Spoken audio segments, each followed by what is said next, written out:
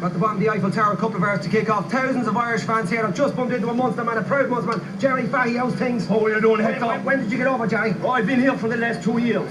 I thought it was on 2 years ago, so I decided to take and stay. I've been pissed since 1980. What about the atmosphere, Borg? It's great city, Paris, fantastic World Cup. Yeah, it's okay, like, you know, it's a bit overrated, I think, Paris, you know, I mean, it's a bit of a kip, if you ask me. I just don't see what the IRFU are at. I mean, it's one thing moving the home matches from Leinster Road to Craig Park, but to come all the way over to Paris, just like a nightmare. You know, I mean, where am I going to meet the guys with a few points after the match, you know what I mean? Come here, prediction for tonight, Jerry. Going to win. Can we turn it around? We can, of course, we can win. Even with the Munster lads we have there, they can turn it around. Rad's a legend. The full head is a legend. They're going to take the French and stuff it up their arses. The coach of the Irish team, Eddie, just an hour to go to kick off. How are the lads and how have they been this afternoon? They were fantastic, you know, they're on great form. We're all feeling very positive and confident that our planning and preparation will not fall short of what's required at the end of the day, you know.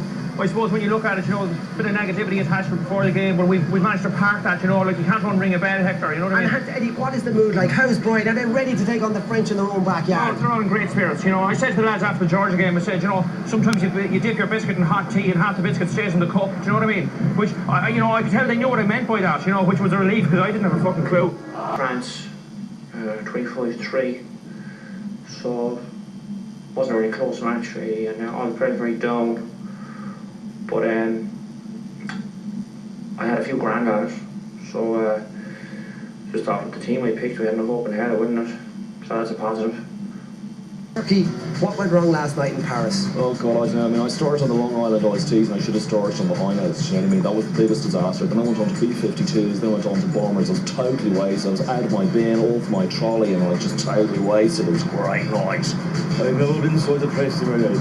I'm suicidal, so that was the worst piece of shite I've ever seen in my life. Your message for Eddie Sullivan as he goes into these last couple of days? Who? You must be delighted to get through to the quarterfinals. Yes, well, as you can see on the expression of my face, I'm really thrilled to be here in Paris. I'm having a very nice time with the French. Of course, we're into the quarterfinals of this World Cup, unlike the era. But I've come here to the era match with the Argentines, who we beat in the war, you might remember. Not that we want to talk about that. What I'm wondering to myself is it the final nail in the coffin of Mr. O'Sullivan? And if it is, I am here with the hammer to drive it home.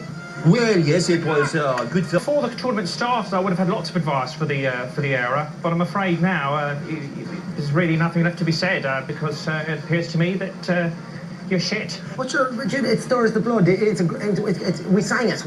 No. In France, you know what we are really singing when we hear this anthem? We go... you have the clap national anthem, and when we hear it, we know you're shit. That's what we are.